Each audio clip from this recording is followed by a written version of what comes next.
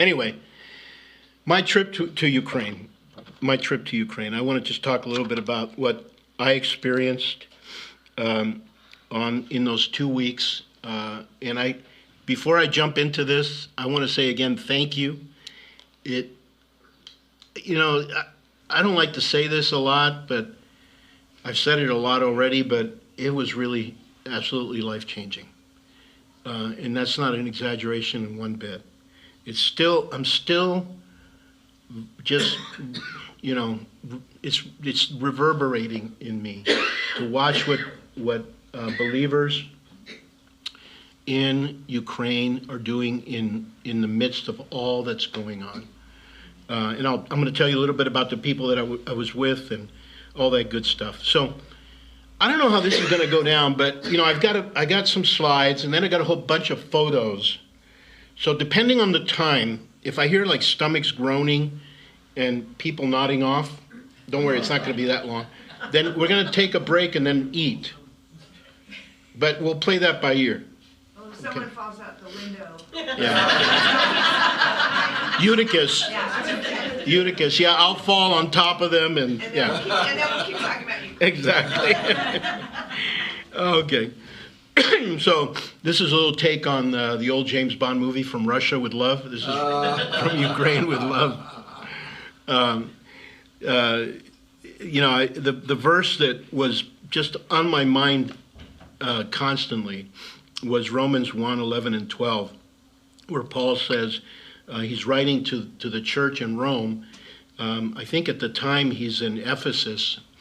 And he says, I long to see you so I may impart some spiritual gift to you, that you may be established. That is, that I may be encouraged together with you while among you, each of us by the other's faith, both yours and mine. So he's talking here about mutual edification, mutual exhortation.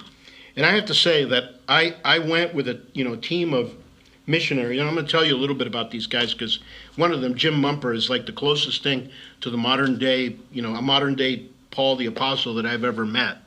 I'll tell you a little bit about his life.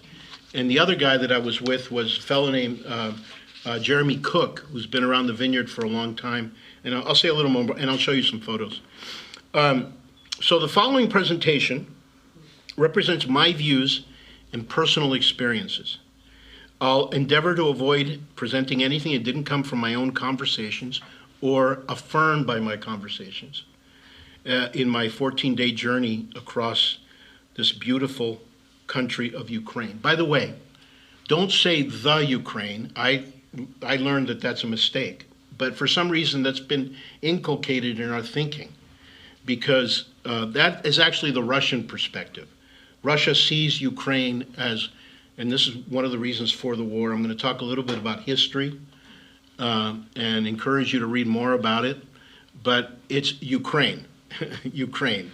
And the capital is Kyiv, not Kiev, as in chicken Kiev. I had, by the way, chicken Kyiv in Kyiv. And I have to say I've had better here. Sorry, friends from Ukraine. But so I had been reading, this in my trip to England, which Kathy and I went to see our daughter in the UK and my in-laws, and my sort of, I guess he's not a brother-in-law. I don't know, what do you call the father of your son-in-law?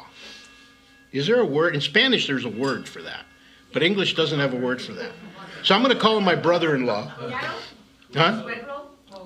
Algo así, cuñado, sí, yeah. Yeah.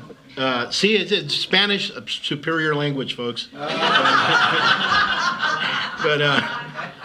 he had a book on his shelf called Risky Living by a guy named Jamie Buckingham, who is great. He's written a lot of great stuff.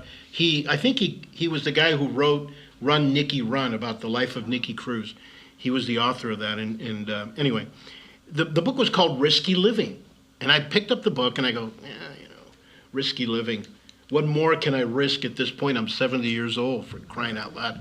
Got to take it easy, Any false move, you can break bones and stuff. And then what are you going to do?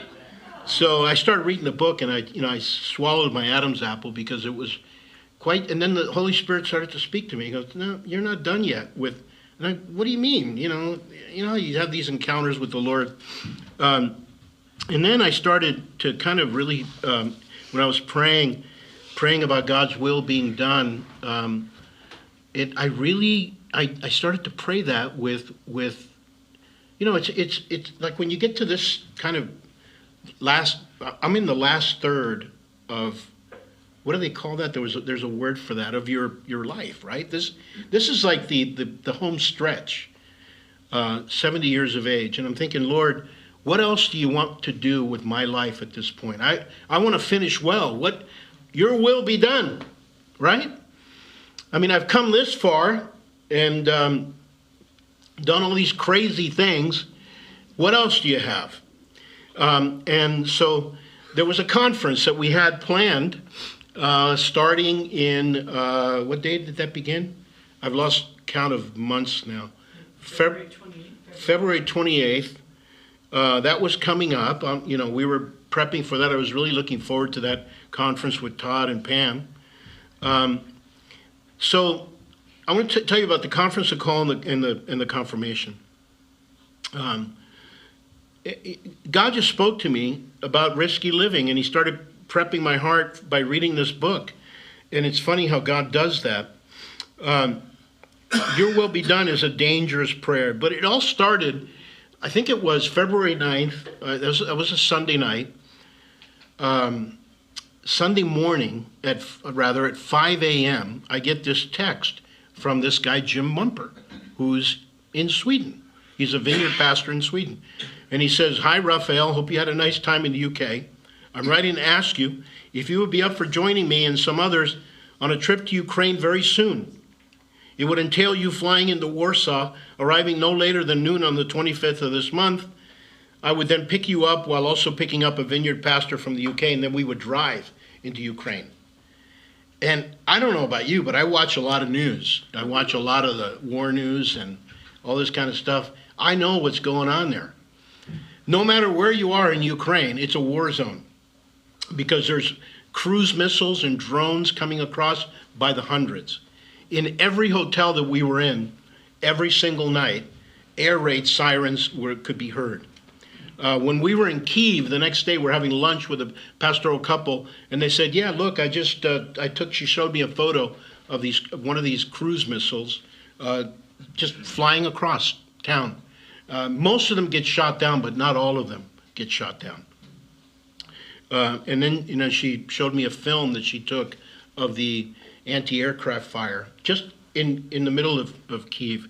So, I knew that it was going to be a risky situation, and I wanted to spare my wife the drama, of like, I don't have a last will and tell. All these things, were going through my mind. They don't know the passwords for my computer, all this kind of stuff. I got money. I got thousands of dollars hidden that you don't know about. That's not true. But and then I thought, God's with me. I'll make it back. But, just in case, my life is in danger, I can always make a quick phone call and tell you about, all of the information and where all the hidden stuff is stored. But it's not there, essentially. So when Jim asked me that, it just floored me. I got a conference coming up. We don't have money for airplanes. We just spent, our meager little savings, on going to visit the family in the UK. I got kids spread out everywhere. It costs a lot of money to visit them. And so I thought, this is going to be, I'm starting to, come up with the excuses. Why not? But there's this growing, nagging realization that this might just be something God wants. But I got to talk to Todd. I got this guy lined up coming for a conference. We've been talking. We've been preparing. And then I made the mistake of sharing it with my wife. And every time I do that, stuff happens. And usually it's God at work. And so the minute I kind of woke her up, this is like 5 a.m. She's half awake. And I said, "Kathy, this guy Jim Mumper And by the way, Jim came here. He visited us some months back in November. Remember Jim? Yeah, Jim wants me to join him in Ukraine in just a couple weeks. And I don't remember exactly what you said, but I think she said something like, "Yeah, that's God." And I was afraid you were going to say that. And then I think it was in the next week. I'm still not letting the cat out of the bag. I'm not convinced. I'm giving all the super holy Christian, I got to pray about this. And meanwhile, I'm telling everybody on that Sunday. She's out there. She's out there she's out there on the porch, and talking to Ann and Cheryl, a bunch of you. And, I remember Ann saying, "Yeah, I'll give to that." I go, "You don't know. I'm not sure yet. I'm not collecting money yet for this thing." But before I know it, Anne Marie's like saying, yeah, we can pick that up. And there was a conversation, and the board all decided that whatever didn't come in, for the trip, the board would cover from church finances. So I go, now I'm really in a pickle here, right? So then, my next question is to call Jim and say, what is this all about? And what could I possibly bring to the picture? What am I going to bring to the picture? I'm not some well-known person with a bunch of resources and all that. And his answer is what kind of sealed the deal in a way that, that the Holy Spirit is speaking through another person. Because he often does that, This is like in the Bible, right? That this kind of stuff happens. But he said to me, "Ralph," he said, "your presence there means more to them than you can imagine, especially now." And then I said to him, if that's all that I can bring, then I can bring that. And then all of a sudden I realized that I was supposed to go. Now, there's officially 5 Vineyard churches there, but there's 3 others that are looking to become part of the Vineyard movement. I'm going to show you photos of all the places that we visited, some really incredible things that God's doing there. And we were in a van that if you put another toothpick in there, we couldn't have fit. Because, Jim, by the way, I found out that left-handed people are good at packing. Did you guys know that? That the best packers are left-handed? So Jim we were carrying supplies. We had wood instruments because the children who are victims, war victims who are traumatized, who have, had lost family or, have been traumatized by the war. Therapists have discovered that using wood instruments to get them to play music is a very therapeutic, healing thing. So we were carrying some of those. We had boxes and boxes of axes. Axes, for chopping wood. All of this was to go out to the front, which I'll, tell you more about. We had tons and tons of adult diapers because the wounded are put in these cots in these, field hospitals, and they can't get up to go to the bathroom. Those things are in short supply. Tons and tons of other things in this panel van. And I'm thinking, how is this, Jim, you better have your paperwork in order. How are we going to get, I've been through borders, we lived in South America. I know how hairy that kind of situation can be. But it was just amazing what happened. So I knew in my heart that I would be more encouraged by, the Lord showed me that. He said, this is not about what you can take, but what you're going to receive. And I tell you, this is exactly what happened. We had been studying the book of Acts, and you see this repeated phrase in the book of Acts, Paul going around through Syria, Cilicia, strengthening the churches. What did he do? He went there, of course, to teach. We got to do a little bit of that. but also just his presence and his prayers for the people. Now, here's just a bit of an overview of the trip, and I'll show you some maps too. It started in Warsaw on the 25th at Chopin International Airport. We drove to the Ukrainian border. That was about 250 miles in 5 hours. And as you approach the border between, approaching Ukraine close to the border, the roads are unbelievably bad. So we're just bouncing up and down. I mean, by the time we got there, my brain was rattled. But thank God, Jim had this van with some heavy-duty steel-belted tires, because I thought, we're going to get out any moment, and it was like 0 degrees outside, and have to change tires. So we drove 5 hours to the border. We get to the border, and the crossing, and I'll show you photos in a moment, the crossing itself took 3 hours, where you're just sitting there, nothing's moving. And here's the three of us. We're all pastors, right? Super holy, anointed people that know a lot about. And at some point, we look at each other and we go, why don't we pray?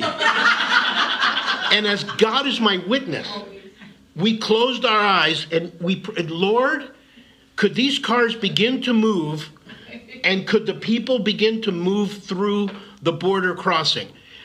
As God is the moment the prayer stopped, the brake light of the car in front went off, and we went.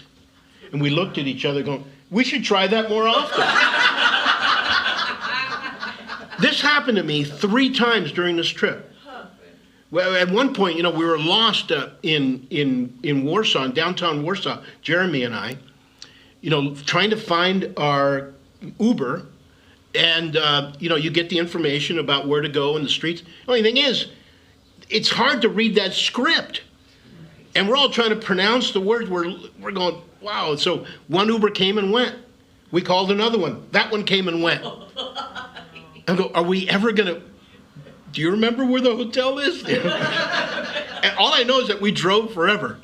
And so I look at Jeremy and I said, I don't know if it was him or me, I said, why don't we pray? And I said, Lord, would you cause us to find out where this intersection is so that we can take this Uber and get back to the hotel?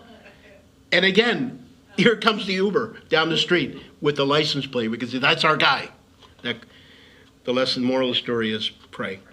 So there was we drove a total of 1,580 miles. So from the border to Lutsk, that was interesting. We arrived at 3 a.m. on the 26th. Just, I felt like one of those steaks that you kind of pound. What do they call those? Here's kind of a picture of what that looks like. Warsaw's up in this area, kind of off of the map up here. And then we drove to Lutsk to Ribne to Kyiv to Zhytomyr to Vinnytsia, back to Ribne, and then this is wrong. Then we drove from Vinnytsia. We did come back all the way back up to Poland. That was the final day. So a lot of driving. We visited I think 5 or 6 churches, but met with a lot of pastors in this conference. Here's an idea of what Ukraine looks like. That's what I was waiting for. That's how big it is compared to the United States. So going from Delaware out into the Atlantic, all the way to Illinois to Chicago. Here's a superimposition on Texas. Probably about the same landmass total as Texas. This is another map that kind of shows the early days of the war, but I'll talk to you a little bit more about this. Here's that border crossing, and the signage and all the structures. It's very much the architecture of the old Soviet era, and probably the same kind of same signage and stuff like that. Here's our van. That it needed a serious wash me please situation. That's what it looked like when we got to the border with those roads. This is my newfound friend Jeremy. Jeremy he planted and pastored the whole vineyard, which is near York. He is a couple years older than me. Excuse me, Jeremy, if I got that wrong, but I think you are a couple years older than me. He's turned his church over to a younger pastor, and his wife passed away 2 years ago. He goes to Ukraine twice a year. He goes in the spring, and then he goes again in the fall. And he's remarkable.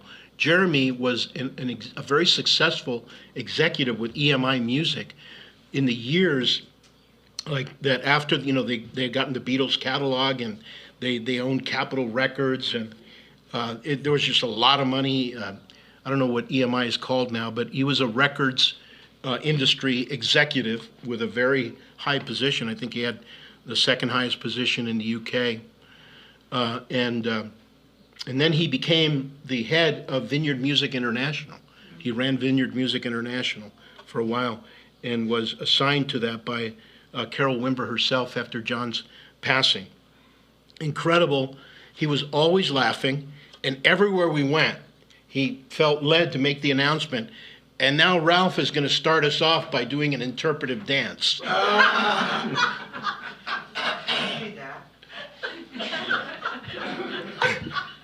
The guy was laughing the whole time, just cutting jokes. I mean, and it just kind of kept me afloat. Yeah, but we've made a friend for life with Jeremy. In the male form. Huh? Who? That's you. That's right. God gave me somebody like you. Oh, and then the other fellow here is Jim. Jim Mumper. And if you haven't read I've talked to a few of you about his book. If you haven't read his book, none of you have read his book. He's got a book. You can get it on. Wait a second, I've read his book. You've read it. Two of you, three of us have read it. It's called Where You Go, I Go, and it literally, Jim goes back to like almost the beginning of the vineyard, when the vineyard started and the notoriety of the vineyard started spreading all over the world. Everybody was calling John Wimber saying, "Hey, I want to come and hang out with you guys," but John couldn't handle that, so they started this thing called the Ranch. And it was a place out there in Lancaster somewhere where people could come, spend 6 weeks. Him and Try Robinson, who's another vineyard pastor, started that and ran that. They could spend 6 weeks there and kind of get the vineyard DNA and learn, about the what Wimber was doing and teaching. So he goes back to that era. Then it was at that time that he gets called to China. Now, this is the 80s. This is just after things had kind of opened up. No Westerners were going into China. There were no missionaries in China, not very many at that time. Jim makes a connection. He's in his early 20s, makes a connection with a missions organization in Hong Kong that wanted to send people into China to kind of evaluate what's going on in China, because nobody knew much about, especially the Chinese interior. Jim does that, and he's got the stories in the book. I can't go into detail; it would take forever. Are remarkable. They're like reading the Book of Acts. You ever wonder, as you're reading the Bible, go, that's really great, but stuff like that doesn't happen today. You know what? It does. It does, and especially when you step out in faith, which is what he did over and over. So he was in China for a long time until, he worked with Patty, not Patty, what's the name of the? Pullinger? Jackie Pullinger. Worked with Jackie Pullinger, whose ministry is amazing. That's another story, in the walled city, and he hung around there for a while until God says, now it's time to go to Siberia. So in 1991, after the fall of the Soviet Union, kind of this, what's the word for it? Huh? No, yeah, after like following that, Gorbachev was still president, but the Soviet republics start to kind of break up. He goes into Siberia. God says, I want you to go plant churches in Siberia. He winds up planting 7 vineyard churches in Siberia. Okay, in Siberia. Some of those churches are still there. Now, due to the war and the disconnection that's occurred, it's been difficult to kind of be being in touch with them. But these are the 2 people that God connects me with, which was remarkable. This is our arrival in Ribne, in our first stop. And we were talking, we met with the woman at the front desk. You know, people, when they see Americans there, you know, foreigners, they go, what on earth are you doing here? And so we said, you know, we're here, you know, we got some churches we're going to connect with and humanitarian aid. They wrote this letter. This is from the staff at the hotel. It says, Dear James, Jeremy, and Raphael, I'm inspired by your courage to travel around Ukraine in this insanely difficult time to discover new wonderful locations of my motherland. Thank you for your entrusting us with your keep and rest. I sincerely hope that your immersion in the world of vivid impressions with Rivas Hotels was pleasant. I don't say goodbye, but see you soon. And you know, here's the step. The woman, as she was giving us this letter, the young woman was weeping. She says, you don't know how much this means to us, to be here. Now, you guys remember when I left, all of you wrote, some of you, not all of you, but many of you wrote cards and words. There were some prophetic words that were given, encouragements. This is, I'm in Ribna now in the hotel on Wednesday morning. We had a couple of hours before our first meeting, reading all of those and praying. It was so encouraging to have that. I wound up leaving that because that night we had a meeting with these folks. It's called Church of the Living God. They're kind of adopting into the vineyard. And it's pastored by Mikola and Yana Omelchuk. And this is their daughter, Alex, the young woman on this side. Alex and Volodymyr, her husband, and the 2, Emma, and I don't know the name of the baby.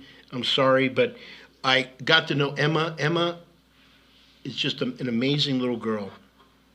Speaks fluent English, as does Alex. So I wound up leaving because during the meeting, it was just amazing. I mean, the presence of the Lord and the Holy Spirit just fell on people. We were praying for people.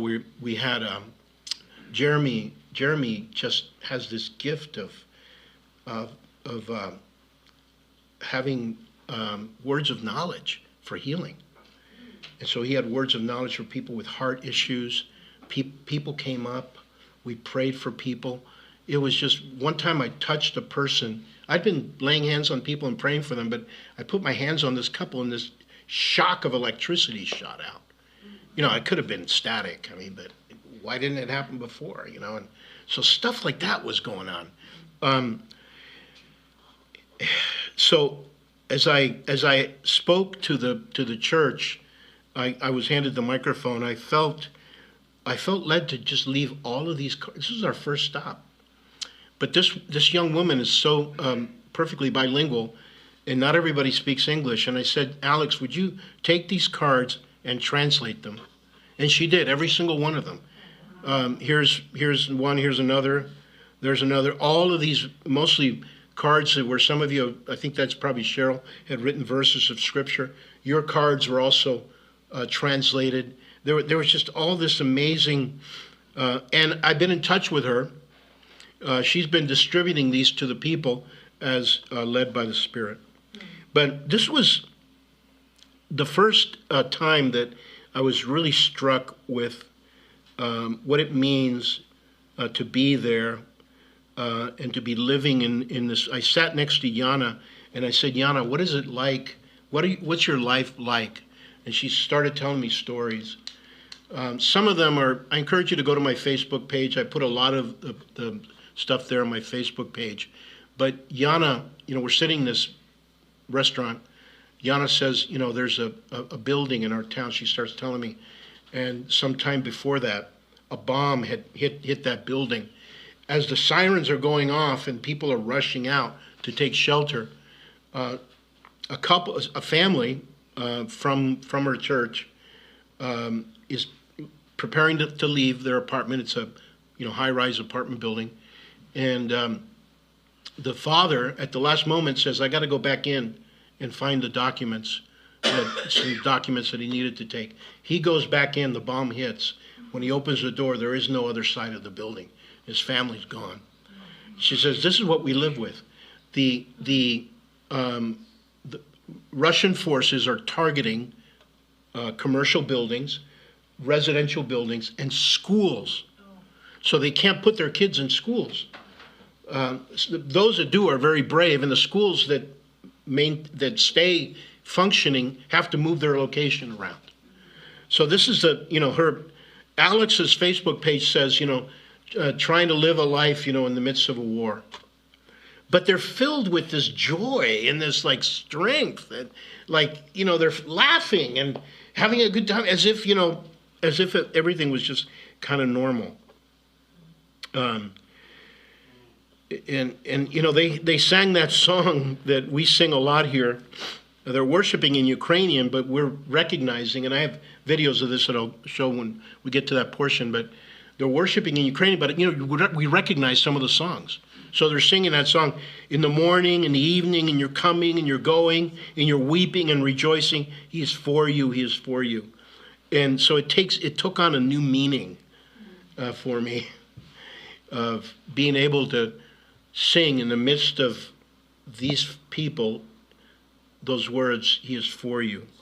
He is for you in the midst of their suffering. A little history, and before I continue, and just some main points, because there's a lot of misinformation and disinformation online and a lot of it is really the sort of Russian talking points that a lot of Americans unfortunately have picked up. And that was the most difficult thing for me, is to be there talking to people who are there, who are Ukrainian, and then hearing people in the U.S. who are reading the propaganda, basically Russian propaganda, say, no, that's not the way it is. And so at some point, I just kind of wrote in a Facebook page, look, don't listen to me. Get on a plane, bring your ideas, your perspectives, bring your opinions about why this war needs to be this way and that, what your politicians back home are saying, and run it by these people who are living here and stuff. Let's see what they say to you about this. And I have to tell you, and I'm going to pick on 3 different bits of disinformation that are the main things that I really believe are key in this situation. But going back to where it all begins and because this war really has been going on for 400 years, where the Russian government, in one way or another, and I distinguish between the Russian people and the Russian government and the oppressive regimes that have existed there. 2 different things. The Russian people are suffering every bit as much and have taken even worse casualties. We'll talk about that in a minute. But there's 10 significant historical events. I'm going to speed through them, and I'm going to recommend that you read some things. But in 1654, there was a treaty where Ukraine's Cossack Hetmanate, it was a state, under Bohdan Khmelnytsky, sought protection from the Tsar of Russia against Poland. This treaty eventually led to Ukraine's gradual incorporation into the Russian Empire, limiting its independence. So it kind of worked against them. If you want to read more about this is the book everybody was recommending to me there. It's a Ukrainian scholar who's here in the United States in one of the Ivy League schools. His name is Sergei Plotky, The Gates of Europe, A History of Ukraine. You can download it on Kindle, available on Kindle. I just bought it, and I'm going to start reading it. So there was another significant point in 1709, the Battle of Poltava. the Russian Tsar Peter the Great defeated the Swedish King Charles the 12th and his Ukrainian ally Hetman von Ivan Mazepa, and this crushed Ukraine's hopes for independence. Over and over, they've had just crushing outcomes in their history. It's people that have suffered so much. Later, the Russian Empire destroys the Zaporizhian Zich, whatever that is. It's a kind of a state that had, was governing over Ukraine. The Russian Empire dismantles the autonomous Cossack state, eliminating Ukraine's last vestige of independence and integrating its land. So it just give you an idea how long this has been going on. Now, there's an incident they call it the Holodomor. It's like a Holocaust that occurs during the time of Stalin. That it's just horrific what happens there. But beginning in the 18th century, Ukrainian territories were divided between Austrian and Russian empires. In the aftermath of World War I and the overthrow of the Russian monarchy in February of 1917, that's when the Romanovs are slaughtered by the Bolsheviks, Ukraine set up a provisional government, declaring itself the independent Ukrainian People's Republic in January 1918. So they always had an identity as their own country. So the Ukrainian People's Republic fought against the Bolshevik Red Army, the communist Bolsheviks, for 3 years, but lost its fight for independence. The Soviet Revolution occurs in 1917, and the bulk of Ukrainian territory was forcibly incorporated into the Soviet Union. This is important to know, because a lot of the agreements, one of the talking points is, but, the Ukrainians brought this on themselves because they appealed to NATO, and we had promised not one more inch. Well, those agreements were all verbal. And secondly, they were made with the Soviet Union, which no longer exists. If you make a contract with a person who now dies, that contract is now it dissolves, right? So that agreement, not one more inch, was made by James Baker, and it was verbal. It was verbal. And it was with the Soviet Union. And you know who led the push to dissolve the Soviet Union? The Russian Federation itself. The people that are now attacking Ukraine. So none of it makes sense if you start to kind of read the history. Instead of the podcasters, I'm not saying all of them are bad and what they're saying is not true, but there's just a lot of subtle Russian disinformation woven in.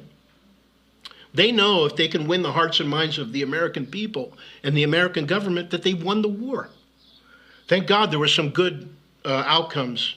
I don't want to get into that now because I haven't really read all of it, but we have now started arming the Ukrainian army again and giving them satellite data information, which is a good thing. Stalin's policies forced this collectivization and caused a man-made famine that killed an estimated 3 to 4 million Ukrainians. There's photos of this. You can see it online. I encourage you to read more about the Holodomor. But most historians believe Stalin does this deliberately to wipe them out because there's some demonic spirit at work to just destroy these people. Soviet historians tried to erase the Holodomor from history, as often, the perpetrators of Holocaust do, in the case of the Armenian Holocaust and also with the Holocaust, the Jewish Holocaust. People incredibly deny that it exists, which is a good thing that when Eisenhower and the American forces come to one of those first camps, Eisenhower says, we better take pictures of this because no one's going to believe that this happened. Welcome to the 21st century.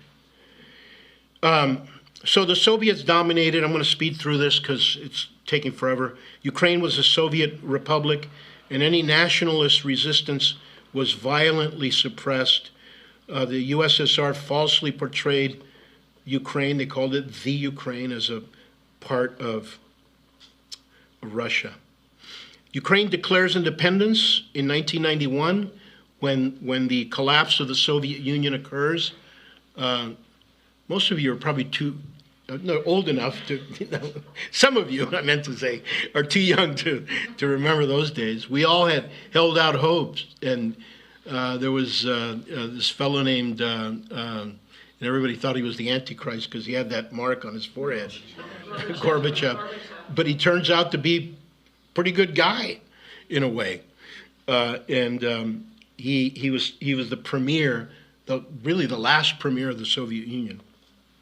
So this thing called the Orange Revolution, again, read more about that.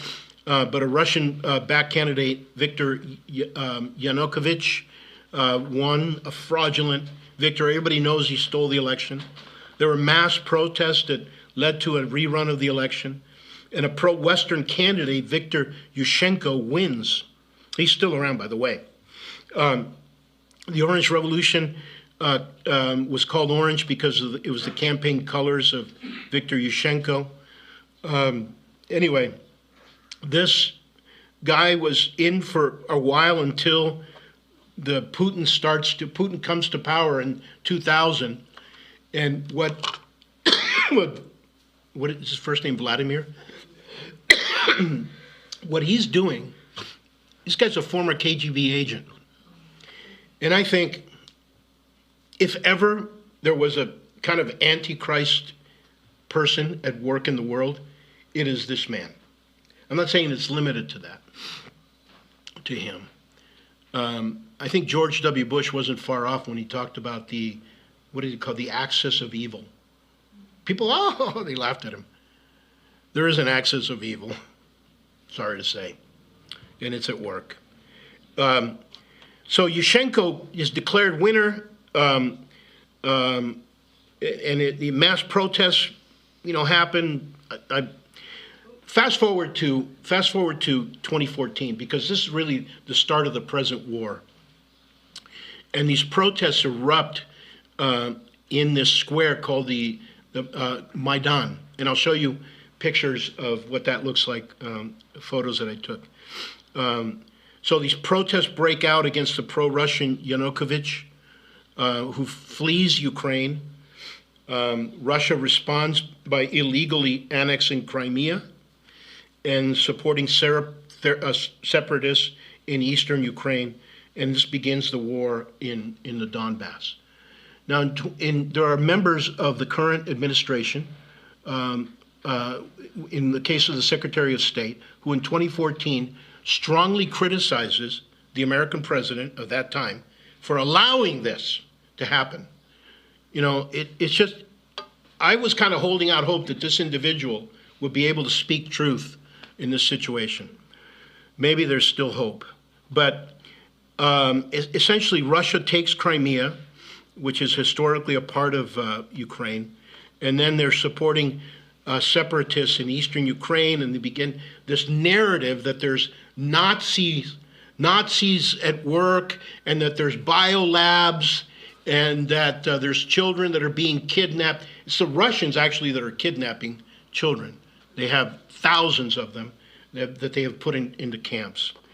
So Putin is brilliant at taking what he does and accusing the other side of it. So protests erupt against this guy because this Yanukovych, because of what's going on, and there's masses of people. Look what that looked like. Does it look like anybody was for Yanukovych? No. And so what happens during these protests at some point is that government snipers, under the instructions of the Russian who were really, trying to force their will, start firing on the people.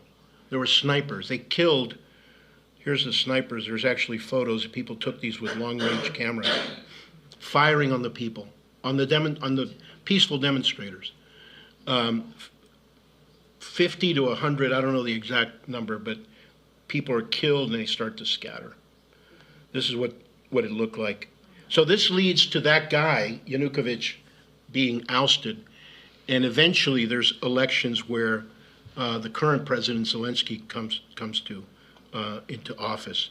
So here's a simple timeline of the war. 1991, and I'm going to take a break in a second and ask you guys a question about what you want to do. 1991, the Soviet Union collapses. 2000, Putin is, what year is this? 2025. It's 2025. Who's been in power for 25 years? Yeah, what do you call that? Dictator. You call that a dictatorship. And I actually had somebody on my Facebook page say, well, both sides are dictators. I'm just getting to the point where I don't respond to them. I just say, run that by. In fact, Alexandra in Ribnate answered him. I don't really need to answer anymore because now I got about 100 Ukrainian friends that are doing the answering for me. And they're very good at English. So Ukraine, Putin's elected president, and he had one crony, Medvedev, or whatever his name is, he was like a puppet until Putin could come in power again. Ukraine votes to enter NATO. They're a sovereign nation. They have every right to do that. This then, triggers the pro-independence. Zelensky's elected president of Ukraine. Russian soldiers enter Ukraine in February. It's been going on now for 3 years. 3 years. Are you guys okay? Didn't you just say though after the big fight with the snipers and everything, what year was that? 2014. And then you said right after that Zelensky was. No, Zelensky wasn't. Zelensky, No, there was another kind of person. provisional government. I'm not sure. Poroshenko, yeah. Were they okay? I mean, were they Uh, a decent? there's a lot of folks. There's two opposition candidates because Zelensky has a majority of the support. This is what I didn't talk to a single person the whole time that I was there, and I'm talking to theologians, I'm talking to pastors of churches, I'm talking to people in hotels, I'm talking to people who were there. Not one of them spoke critically of Zelensky. Not one of them. Now, there's candidates who might have more. There's a guy who led when the Russians first invade, they made quick advances. You remember that. They were approaching the city of Kyiv within days, and it looked like Kyiv was going to fall. There's a general who's a very popular guy now. He's one of the people that will probably run against Zelensky eventually, he pushed back the Russians all the way back to, actually, into Russian territory. He's very popular and will probably become, a president at some point. But both of the main opposition candidates have agreed this is wartime. And we're not going to have elections. How can you have elections during wartime? So it's not like there's a demand for elections. People aren't asking for elections. It's kind of like what happened here after 9/11.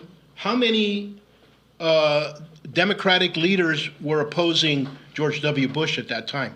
Zero. They were all, because it's basically the nation was at war. It's the same mentality going on. Now, I want to get to this part here and then maybe we'll take a break, sit down, grab some food, and I'll show the photos and the videos. But so here's why there's so much reluctance to come to the table. But they have come to the table, but incredibly reluctant. In 2014, between 2014 and 2022, Ukraine held 200 talks with Russia, reaching 20 ceasefire agreements. Russia violated all of these, leading to Putin's invasion. Those advocating for negotiations are either uninformed, misled, or aligned with Russia. That said, they've come to the table. Now, this is horrible. The losses of just focus. These are all the tanks. Everything. 890. This is the Ukrainian. That symbol, by the way, is the symbol of the country. This is information coming from them. Putin will say it's far lower than that. It's almost 1 million soldiers. It's devastating what's happened to the Russian people. This is a memorial. This is one of the most moving moments for me. And yeah, this is a video, a 30-second video. Can you hear that? Well, there's nothing to hear.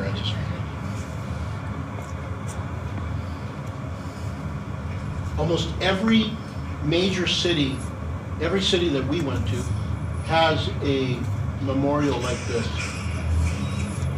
By the way, there's Americans, there's British soldiers, there's people from different countries that have died there.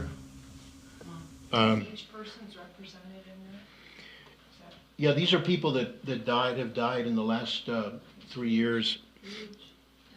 This is in Kyiv, and this is a wall that starts with 2014, because the war is really 10 years old.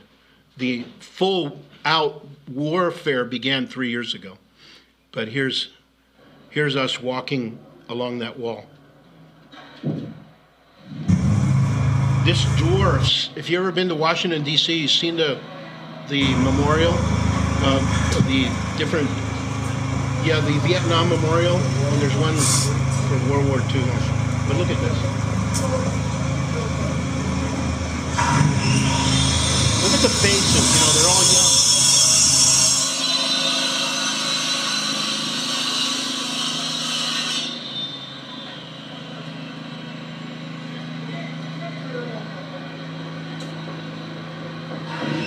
That's Jeremy.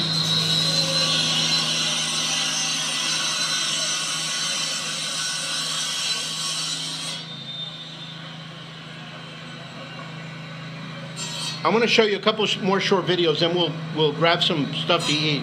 I hope you can stick around for the other photos, because I have a ton of them. And I'll do these as we're sitting down to eat.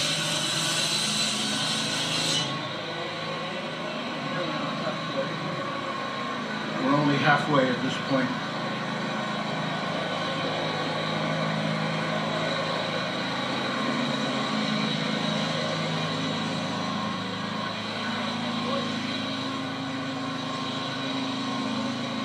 Anyway, this gives you an idea. We're halfway at that point. There's another one there, another one here. So there's several myths that, there's so many, but I want to counter one that I was actually experiencing this as I'm there. One friend in Florida said, I stand with the Orthodox Church. What do you mean? The Orthodox Church is still there, it's still open. But he's buying into this myth that the churches are being closed. We went to, I told you about 6 or 7 churches, one we visited twice, had a pastor's conference. Not once did any government official come to harass us, to stop us. Not once. No pastor there told us that their meetings are being disrupted or that they don't have religious freedom. The exact opposite is true. Okay, so the myth is there's no religious freedom in Ukraine and Zelensky's a tyrant who shut down the churches, including the Russian Orthodox. So I asked my friend Joel, who has been in and out of there for the last 5 years, to tell me where this myth comes from and how it gets propagated. And here's what, there's 2 portions to this, one 33 seconds and about another one that's about a minute. Was I recording? I'm posting this video here, and our brother Joel is going to explain the reality of the rumors that circulate in the United States that religious freedom is under attack and Christian churches and the Orthodox churches were closed. And anyway, he's going to give you a little rundown here. All right, so let me give you a quick rundown. This gets interrupted. Years now, and I have always. And I had him restart, but hang on. Super friendly and faithful. So you see the background here? This was the headquarters of the Russian Orthodox Church in Ukraine, right across right along the main river there, in Kyiv, and you can see it's just an imposing, massive structure. And here's what they discovered was going on in there. Oh, like this. Okay, now we're recording, Joel. I'm sorry. So go ahead, give the intro and all that on what's. Yeah. So guys, my name's Joel Lowry. I'm in the U.S., but I've been involved in Ukraine for a couple years, and I actually wanted to address this topic that's going around in America that Ukraine is cracking down on Christians, and it could not be further from the truth. It is a Russian talking point. I've been involved. They are so supportive and thankful of Christian churches that are helping, because it's really the church that's been helping with humanitarian aid, supplying chaplains to the military, all of that stuff. Now, where that comes from is about 1.5 years, 2 years ago, they started finding out that Russia was sending their spies through the Russian Orthodox churches. So these FSB agents would dress up in priest robes, and they would walk around. The Russians would never do that, right? They would write down where the Ukrainian troops were. They would walk around Kyiv, and they would write down where the government officials were, what their movements were like. And because they had these priestly robes, nobody was paying attention to it.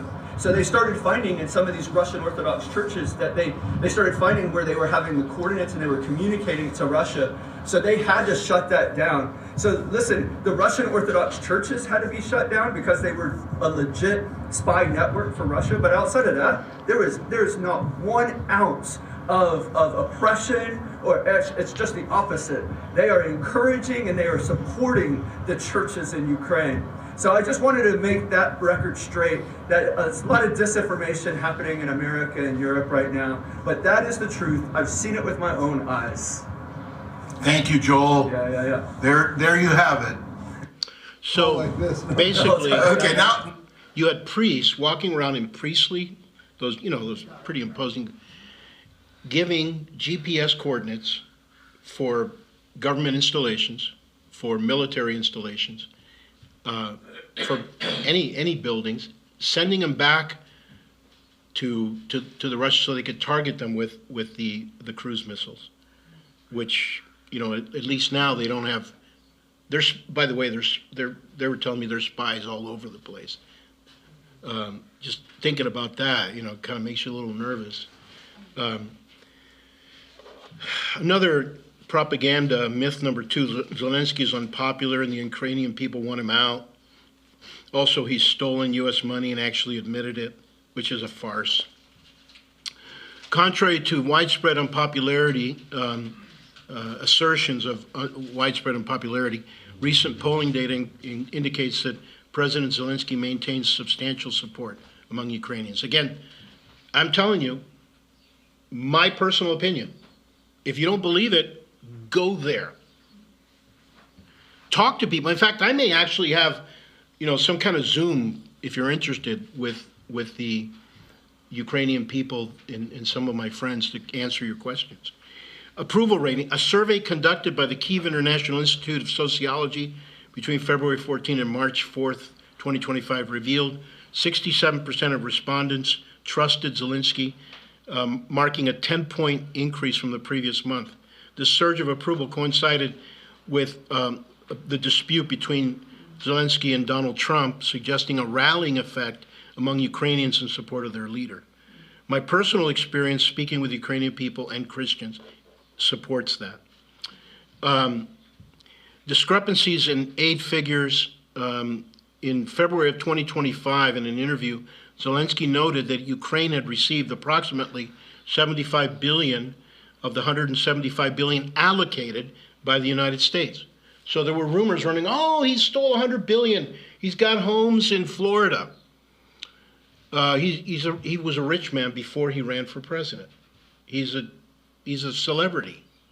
He had money. The statement led to unfounded claims that $100 billion was unaccounted for and misappropriated.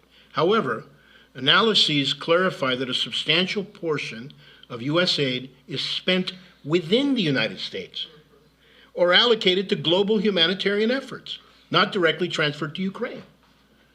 Guess who benefits from providing military assistance? U.S. companies that make weapons. So just, forget about these numbers for a minute. It probably the people that are most behind assisting Ukraine are American weapons manufacturers. Specifically, and so I know what some people are thinking. You're thinking, they're pushing the war. The Ukrainians want to win. They're tired of 400 years of being bullied, attempted to be eliminated completely. And make no mistake about it, Putin is not going to keep to any agreement. He's not going to stop on the, unless you have, I don't know. The only thing, folks, like this, look, I was born in Cuba. I watched Russians destroy my country. I have a little bit of a chip on my shoulder. So I'm sorry if I sound emotional and biased about it, but there's just a lot here that doesn't add up. Specifically, about 60% of the aid spent in the U.S., 25% in Ukraine, 50% globally, is spent in the U.S., 25% in Ukraine, and 15% globally. Russian disinformation. Russian officials have propagated claims that Ukrainian leadership embezzled $100 billion in U.S. funds. These assertions have been debunked with the clarifications that these figures cited by Russian sources misrepresent the nature and distribution of U.S. aid. Who stands to gain by muddying the waters and making the Ukrainian leaders look corrupt? Is there corruption in Ukraine? Absolutely. Is there corruption in the United States of America? Hello. Myth number 3, Ukrainians are losing the war and want to make a deal with Putin. So a Gallup poll from late 2024 indicated 52% of Ukrainians favored negotiating an end to the war as soon as possible, reflecting growing war weariness among the population.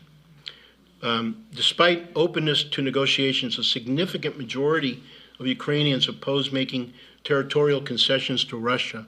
A survey by the Carnegie Endowment for International Peace in March 2024 found that 96% of respondents supported ending the war only if Russia withdrew from all occupied territories.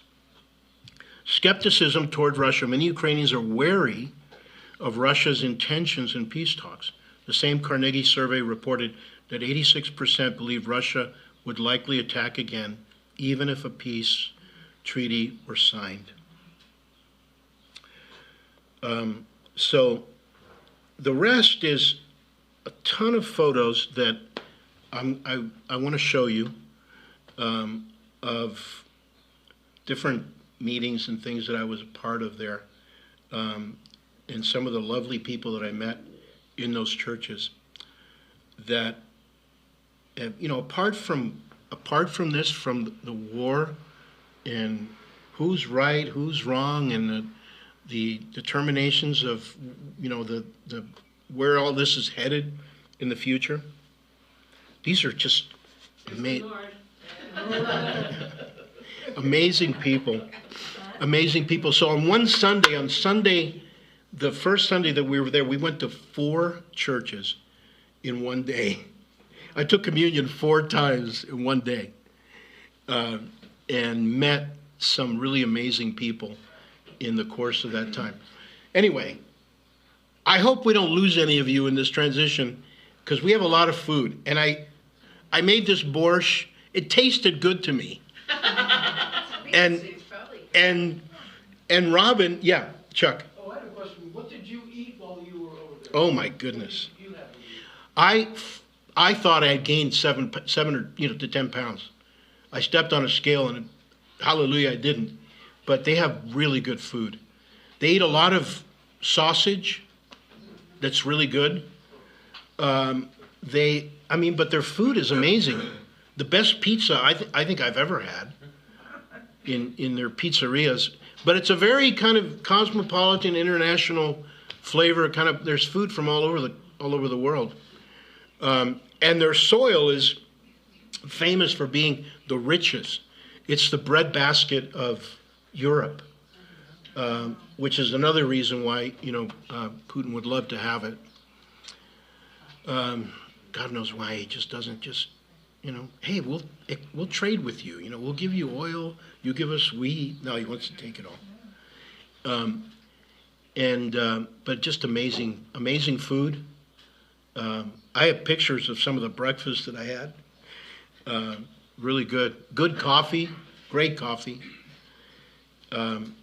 So can we put up the tables? Would you all kind of, please hang around, have a sandwich, a little bit of soup. We have a few things to eat, and then I'll show these photos once we get established and we set the table.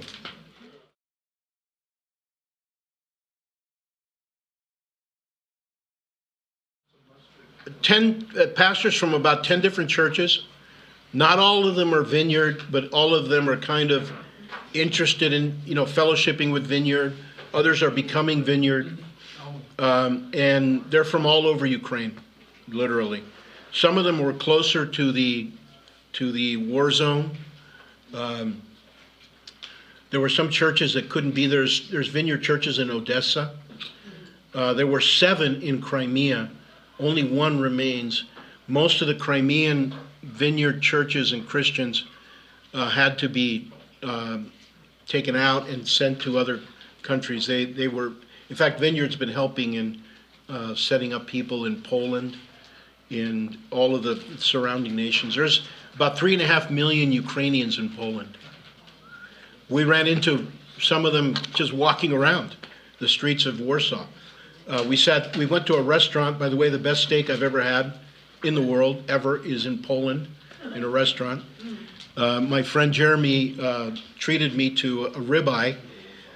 When he got the bill, I thought, oh, this is easily going to be like $200. It was like $40 for the both of us. And the food was really good. But anyway, so the waitress was a Ukrainian young woman who had, just recently had to leave the city where she lives. So these pastors here in this.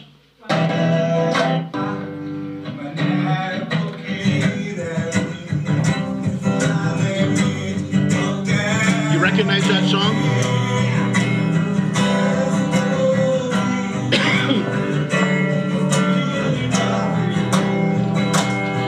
Let me be singing when. All right, next one. This is pretty much more of the same photos. We were praying for all of the pastors, the pastoral couples who were there also. This guy, we would have them kind of take the hot seat. This guy that's looking up and he's sitting down, that is Sasha Boykin. He's an amazing person. He lives in the city of Benicia. That was the last place that we were at. He goes to the front on a regular basis, delivering supplies, and connects with, like, they'll have supply lines, separate from the front itself, but not out of danger, because artillery shells can fall in their midst as they're making these deliveries. So they're just putting it all on the line. Every pastor, pretty much, that I met in this group, because they're required, if you're of a certain age, I think now it's like as young as 18, to be available to serve in the military, even pastors. So many pastors have the option of being chaplains. But we're talking about being chaplains in the front lines, where there's an active war. Raphael, Yeah. what were the axes for? What were the what? Axes? The axes? You said there was a lot. Oh, yeah. We had a huge box of axes to chop wood, to build fortifications. They're constantly building trenches. It's just this war of attrition. It's horrible. I was just reading this earlier. If the war goes at the present pace, it would take the Russians 83 years to take all of Ukraine.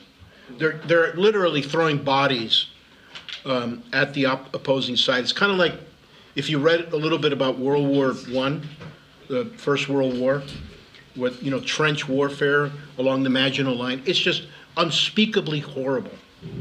And so I understand the motivation of some folks. I totally understand that, to do whatever it takes to end it. It's absolutely a good motivation. The Ukrainian people just wanted to be in a way that would be also feasible. They're willing to continue to fight for their country because, imagine a similar thing happening here. If, God forbid, Canada or Mexico were to invade our country, How many of us wouldn't take up arms to defend our, unless you're a pacifist? Yeah. On that Saturday when Scott Booker was here, and Kathy came in from the back room and said, "May I interrupt? Can we pray for Ralph? They're sending drones over." Which church were you in? Were you in this one right here? I was in Venezia. I was close to where, not in this city, not in Kyiv. Okay. Although Kyiv gets more drones and more cruise missiles than any other city. But Venezia gets attacked a lot also. I think I put a video in here. Ralph, were you planning on sharing the AMP word? Oh, yeah, thank you, yeah. Yeah, there were just all these great words like Cheryl and Jen. I think you guys wrote it out on the same page, right?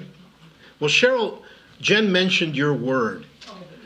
And she had a word where she saw these like glowworms. I don't even know what a glowworm is, but Cheryl was describing that.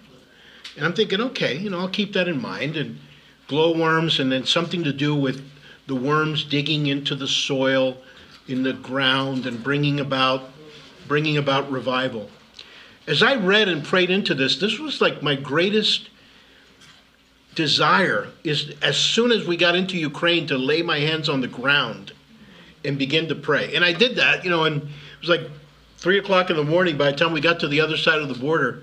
And I asked Jim if they, could pull over at a good, and I was like on the verge of tears praying, Lord, just bring peace, bring revival, bring an end to this. And, I had yet to encounter any of the people. We had not, except for the border guards and so forth. So anyway, on the last day, the last weekend. You haven't shared the AMP word yet. No, I haven't shared the ant word. Hang on. On the last weekend that we were there, we're in Venezia, and this pastor Pastor Sasha, his name is Alex, but Sasha is like a nickname for Alex. He was doing a barbecue on his property at his home for all of the leaders of his church and for the missionary team that had come. And they're starting to unload stuff from the van. Among the things that we brought were these power supplies made by Tesla. And the brand on the sides. They don't know the setup yet.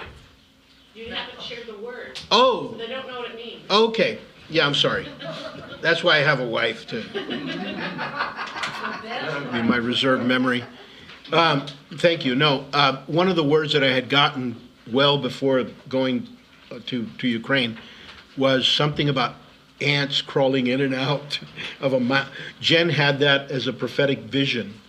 Ants going into an anthill and some. I go, okay, what on earth does that mean?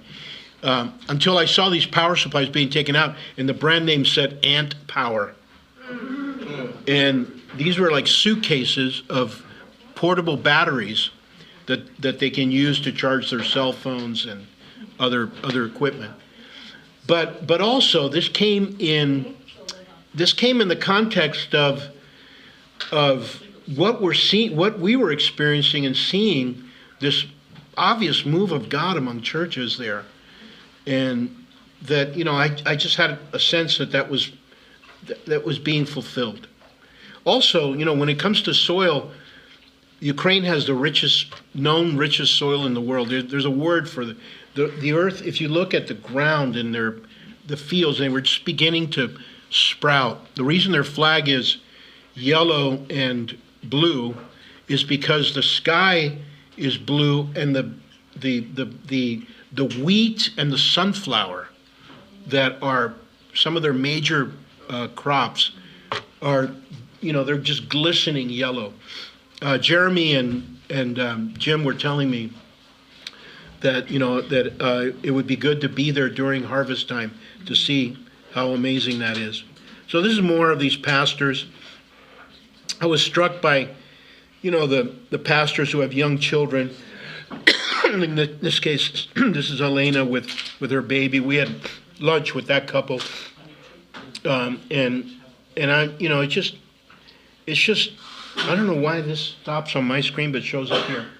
The reason I took a picture of this is that these are the grounds around the we were holding these meetings at a seminary outside of Kyiv, and they told us not to walk beyond that perimeter there, where you see the, the sort of brick lead edge there, because there's landmines, active landmines on the other side. The Russian forces had gone that close. They were beginning to surround Kyiv. And here's, this is where we were having our meetings. You can see like windows blown out. You see the damage here of, heavy caliber guns that were being fired here, shredded the steps of that building. This is before they made this is 2022, 3 years ago. There's more of the war coming right to the edge of that seminary. Look at those bullet holes. We were staying in those rooms, but totally, they were repaired. Some sort of spent artillery, exploded artillery. More prayer for these pastors. We had a lot of prayer. These folks are, you can imagine, they all have experienced, either in their immediate family, church members, people that have died, that have gone to the war and haven't come back. Mothers, fathers, children. It's just a heavy toll. There's a group of pastors. I don't know why I did that.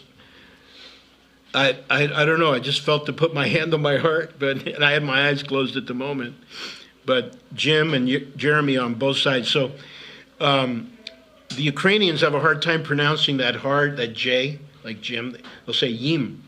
So we just started calling Jim Yim, and Jeremy became Jeremy, and Jeremy started calling me Yalf. And I said, you don't have to do that. You can call me Jorge, which is my middle name. But anyway, lovely people. This fellow here on this side is he's a seminary professor. The guy on this side, his name is Dennis, and that's his wife, Olga. They pastor another church in Kyiv that we also visited, and he's a brainiac seminary professor. Gave me a tour of his office, showed me all his books. He's the one that kind of was talking to me about the history. He goes, look, I just want you to understand, here's our history. Because I was asking him, the historical roots of the war and all that. Super smart guy. There's Kathy, I took a picture of this because look at the keyboard. You see the keyboard? That's a Nord. That's a Nord keyboard. And this is like during their worship practice. This is the pastor's wife who plays guitar, Olga.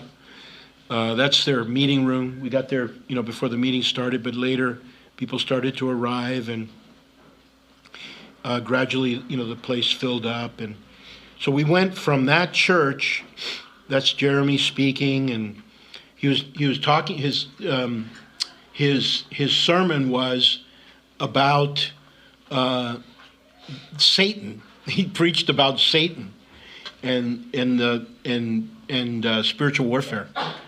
And actually, something, just a really significant topic for people that are experiencing evil. And he was explaining to them, look, this is not God's will that this is occurring. This is the work of the enemy who hates. He hates people. He hates God, and he's out to destroy. They were praying for this person who's a member of the church who had just gone to the front lines, and they spent a lot of time praying. This is the second church that we went to, a little smaller church. They've lost most of their people due to the war, not in deaths, but just some have died, but others have just relocated. There's 145,000 Ukrainians, I think, in the U.S. Some have come from this church. In fact, I was praying with a woman whose son and daughter-in-law were in Sarasota, and she was just missing them a ton. And this is the church that I got to speak at. I was told that I was going to speak 5 minutes before I spoke. That's always interesting because you always get this like surge of the Holy Spirit, you know. So I just gave you, some of you heard it, I just kind of gave a testimony of what I was experiencing.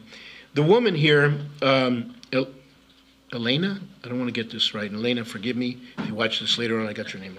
But I think it's Elena. She teaches law at a university in Kyiv, very bright woman. She and her husband, Sergey, pastor that church. There's some of their leaders afterwards, you know, the woman in the yellow and blue with the Ukraine colors is the woman whose son is in Sarasota. It's almost like she didn't want to let me go. And we had to run to the next church. These people are so amazing and so lovely, so hungry really to get prayer and to have hope. That's the thing that, you know, that I kind of was sharing about a little bit. And then I snuck into the picture there at the end. Thank God for that coat. The first week it was really cold walking around. I mean, I'm not used to that kind of cold. Thank God for the Patagonia coat that we were able to miraculously purchase. We walked into a store in Old Town looking for a coat. And I said, Kathy, you know, Patagonia is super expensive. She goes, no, let's go anyway. Let's see what they got. I go, oh, you don't have to twist my arm. I had this gift card that had about $300 on it, a little more than that maybe. And so we go into Patagonia, and we're looking around, and I go, yeah, you know, let's go to Burlington Coat Factory. I want one of those puff jackets that you can pack away easily, because I didn't have a lot of room for luggage. And so we find this coat that I love, the one that I'm wearing, and it's right over there, by the way. And so we go to the counter. Kathy goes, yeah, just look, you know, I think you got enough money on that gift card. Let's go see. And I go, all right, let's find out what it is with taxes and all that kind of stuff. And so we get up to the counter, and the woman goes, now, you said that you were from the fire? Kathy always wants to. So the coat was going to be $300. Yeah, we knew that. And then when it rang up at 120, and I went, why is it ringing up at 120? And she says, well, I heard you talking about the fires when you came in, and we never mentioned the fires. We never mentioned the fires. And she said, and then we had to give our zip code, and we're in the zip code of people who have experienced damage. So I don't know if they still have that sale, but if you like Patagonia stuff, 60% off.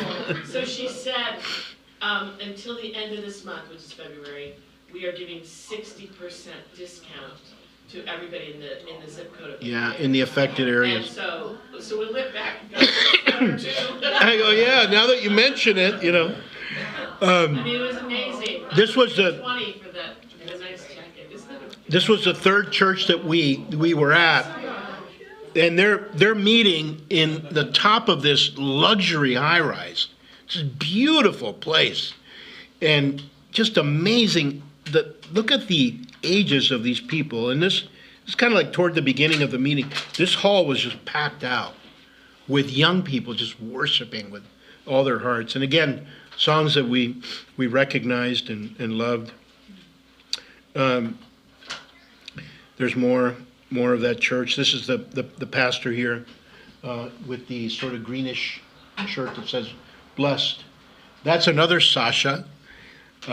His name is Sasha Booth. So there's several really common names. Volodymyr, which is like Vladimir, but the Ukrainian version is Volodymyr. But they go by nicknames.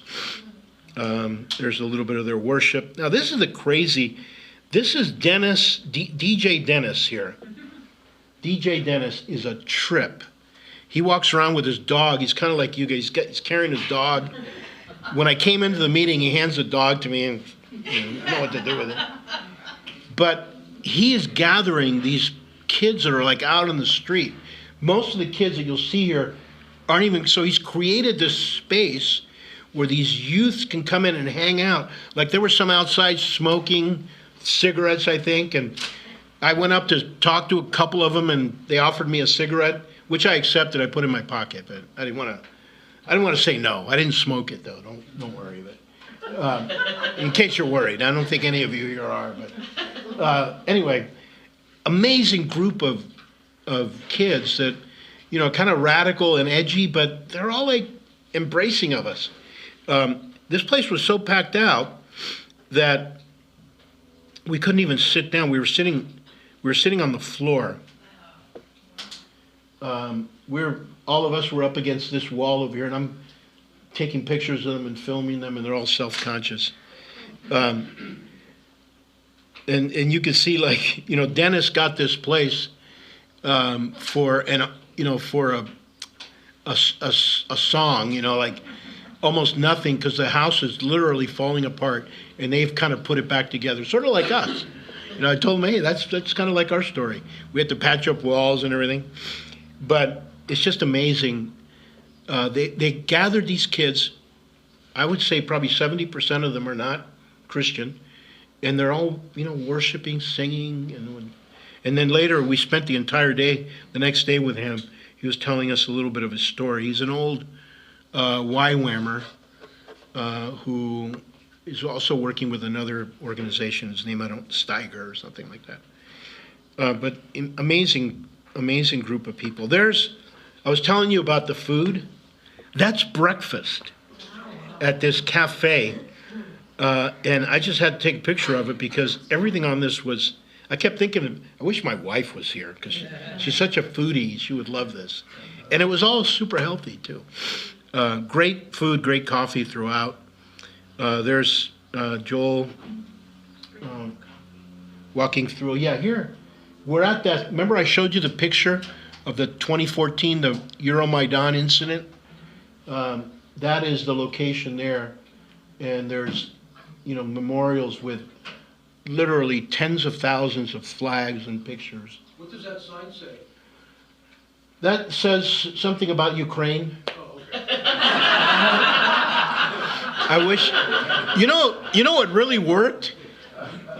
Google Lens was a salvation. Because, you know, in the midst of all of this, like Jeremy was coughing the whole time.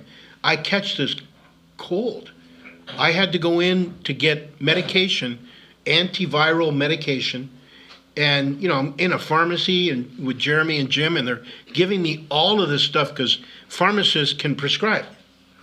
But there's no instructions in English. But you can get Google Lens, you can point it at anything, including signage, and it'll pick up letters and translate it for you. So that was great. This was a high-ranking Ukrainian soldier. They were bringing his body to this place. The family was present. They had television cameras. They were interviewing his fellow soldiers who were fighting with him. You have this on your Facebook page, right? Yeah. Oh, okay. Yeah, I have this. I think so. But I recorded this moment because the crowd grew to almost like everybody that was around there. There were like several hundred people. And at one point, you know, they were calling out, you know, sort of like, I don't know if they were prayers or commands or whatever. And everybody just went down on their knees. And it was like this silence. And there was a young woman, I don't know if it was a daughter or a wife, who was there being interviewed. And she's just, of course, you know, heartbroken, and your heart goes out to them. This is a small little monument to those who were shot by the snipers in the 2014 incident that kind of triggered this whole thing. We're at this, behind us is a bridge called the Unity Bridge. It used to be, you know, dedicated to the union between, you know, the Russians and the Ukrainians. The Ukrainians painted a black gash across the top. It's not broken, but it's saying that the unity has been broken. So this is Nellie, and that's Jeremy, and that's Nellie's husband. Oh gosh, I've had his name. Vadim. Sorry, Vadim, if you're listening. Of course, Yim, the pastor formerly known as Jim, and there's me with a silly looking grin on my face.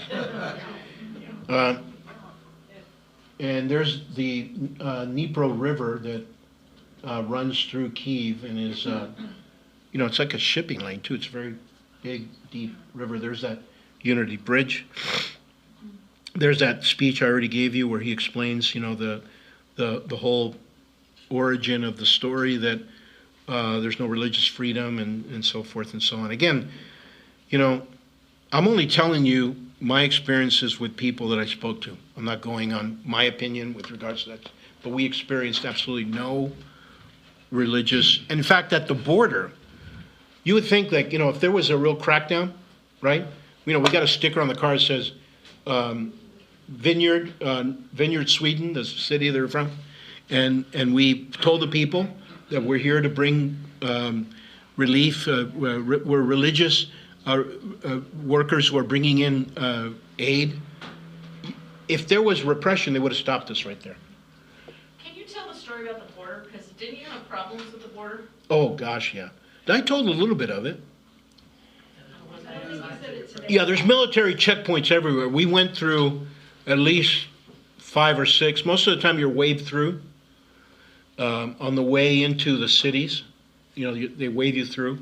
We didn't get checked. Didn't you have a paperwork problem though? Oh, there was a That's paper, what yeah. I was- Yeah, Jim did not have the proper paperwork for all this. The van is packed. And we prayed through that one too. We prayed through, here's a guy who was smuggling Bibles into China and never once got stopped. If you read the book, there's these moments like where he's told by his mission organization, you're going to go into the city in China. This is like way in the interior of China where probably very few non-Chinese have ever been. And you got to find this pastor, connect with this pastor, find out what's going on. Jim has no address, no idea where. Doesn't speak Chinese. Doesn't speak Chinese. And, he and another guy are driving, or I think they were on their bikes, because all of this he did on bicycle. I wish I'd known that he was coming that day when he was here, just to have him speak, and he's this like understated guy who, is just very humble and soft-spoken for the most part. Anyway, here's more of, these I were. was just gonna say too, Ralph, when you were talking about the religious persecution and you felt free to be at church. Years ago I went with World Vision to a communist country, and literally they had a minder, they called them, somebody who literally walked with us every place we went. Yeah. Because we were a Christian organization, or maybe because we were just an organization. Yeah. But what I'm saying is, I think the fact that you didn't feel like people were watching you all the time is a good sign. Yeah. That of not oppression of the faith. Exactly. I didn't feel that same kind of, because I went to Cuba with my mom 10 years ago and felt that, that same kind of, they're watching churches. So churches can meet, but when they start getting too big, or if they try to evangelize or spread out, then, then they start to crack down. These are just some of the vehicles that, from the war, they've kind of made a monument out of all this devastation. This was when the Russians were about to encircle Kyiv. This is what it looked like early on. It was pretty bad. Those are just photos that I took. These are the ancient gates of the city of Kyiv that are like 800 years old. So it gives you an idea of, the age of the city and their culture. Beautiful. It's a beautiful city. Here's Dennis with his dog. And I can't remember the name of the dog. It was silly.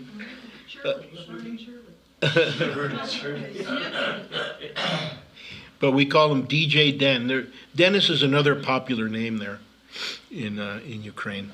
We met about 3 or 4. Oh, no, I don't want to delete it.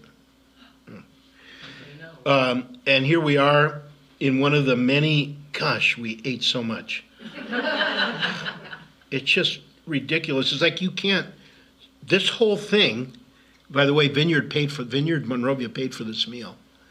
This was under $100. For everyone. And wine. And wine. And wine. Yeah. Because these Brits and Europeans, it's a different culture drinking here. It's a different culture. They all drink wine and beer. I was a relative teetotaler in their midst. I don't think I touched a drop in the months leading up to this thing, maybe at Christmas.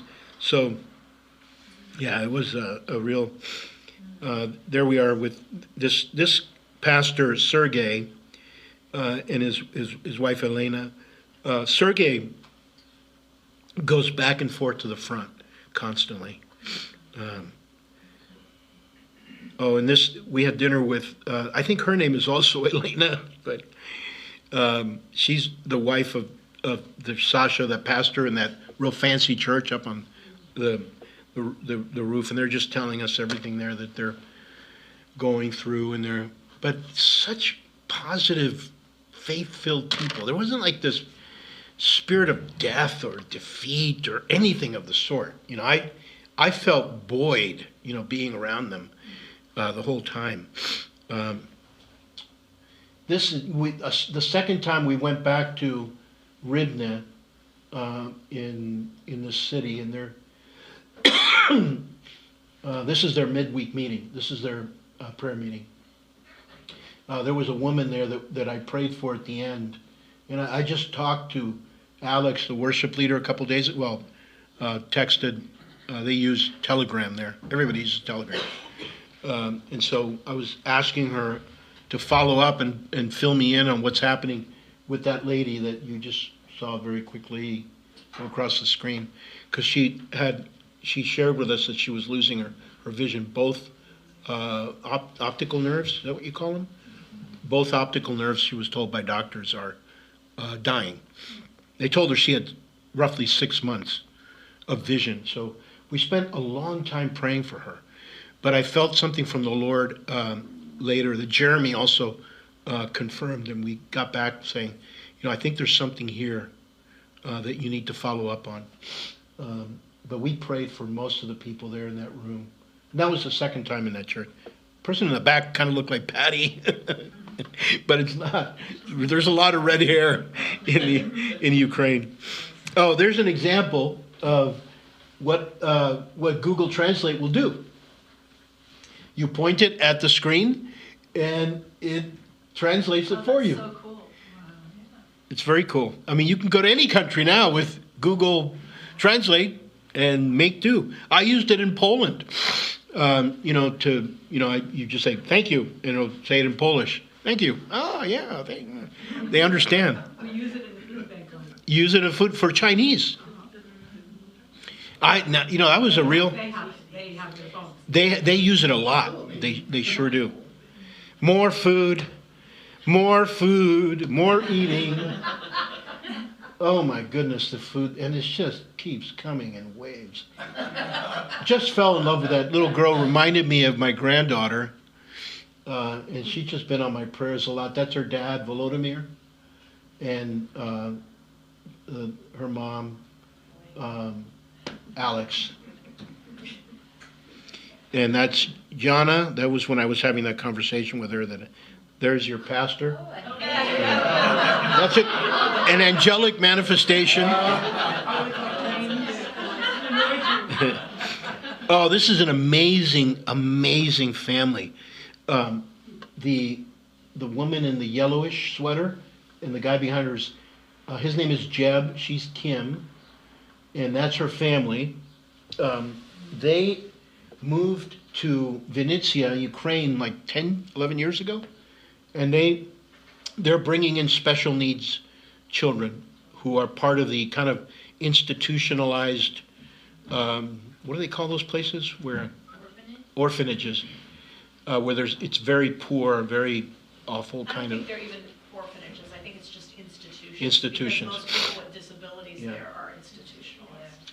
It's like it was here, And way in the past. so it was just heartbreaking what's going on, because the young man next to Jeb, he's about, I think, 14, 15, and his mother was a crack addict, and he was born with, I forget the disorder, but he just out of control the whole time, just angry and can just sort of explode all of a sudden. So the schools there don't want to have him in school. So the family's torn. Jeb, in fact, was just returning from the U.S., from Seattle, where they took the son, and I don't remember the name, but I'll find out, to put him in a school, but he can't leave him there. He's got to go back. So, it's just creating this very stressful situation for the family. Kim was just pouring her heart out on how difficult it's been for them, but they continue. This young man over here, I think his name is Ivan. I'm pretty sure that's Ivan. That's their son, who was helping take care of some of the kids. Of course, this is a Christmas picture, but this young man's been through multiple surgeries just to be able to chew. His teeth were, and their ministry has helped out with that. His teeth were like in all different directions. So recently he had dental surgery and can now, speak sort of clearly and chew food. And it's improved his life quite a bit. He has, his.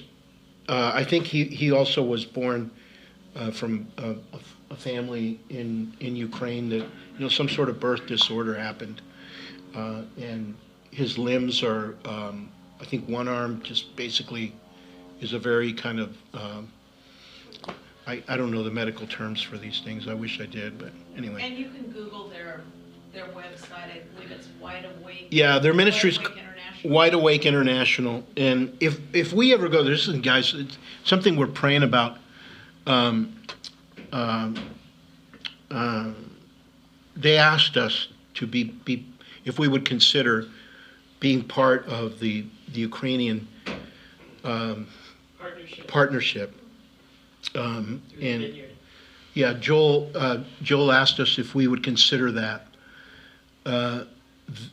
Joel and I got along really well. He liked the fact that we had this meeting, I'll show you in a minute, where it was with the leadership of Sasha's church, and they had a bunch of questions, like theological questions, like women in ministry, what do you believe about, prayer and healing, and this and that, eschatology. And I was just in my element, folks. I could have taken over that meeting. I didn't, but Joel afterwards goes, "Wow, you did that really well, and you were so concise, and you didn't take long to." Thank you very much. I spent a lot of time thinking about that kind of stuff. This woman here, Christiana, is a medical. She's a psychiatric doctor who is there. She did her undergraduate at some top school in Maryland. And so she's there to develop learning programs for these children with, some of them aren't so young, but with learning disabilities, to help them learn and kind of progress in their just incredible devotion. I mean, it just shocks me, like how God works in people to bring them into places like this. And so she is almost at the end of her course there, doing her work, which I think will also apply toward, her, a new PhD that she's doing, some doctoral work, postgraduate work.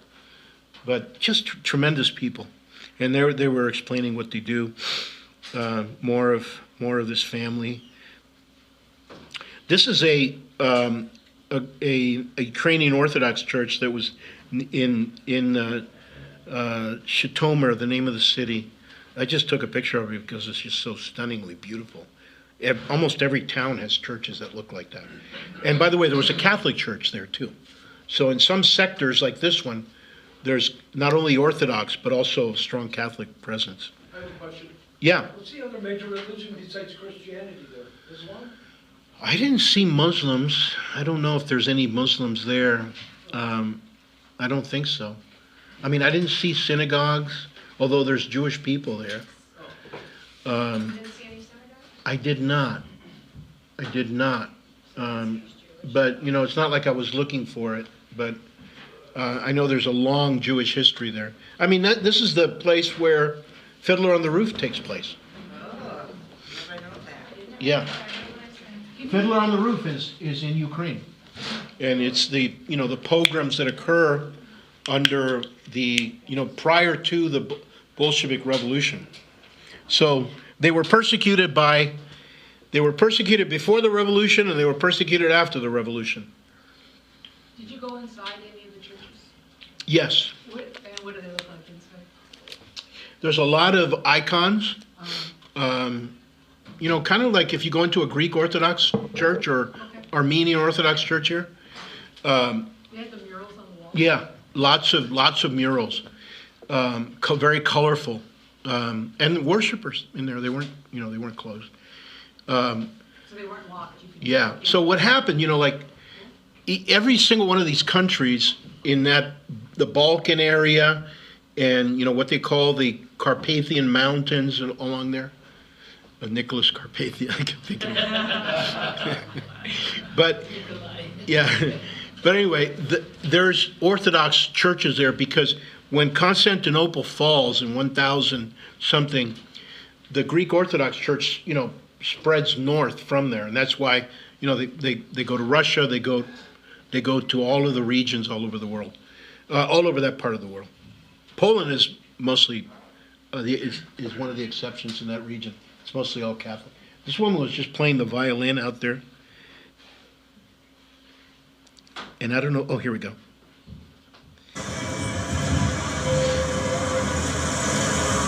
That's in Venezia. I just thought, kind of film this to give you a feel. People are out on the streets, living their lives, and all of a sudden there's an error, there's a siren, and they're just as if nothing.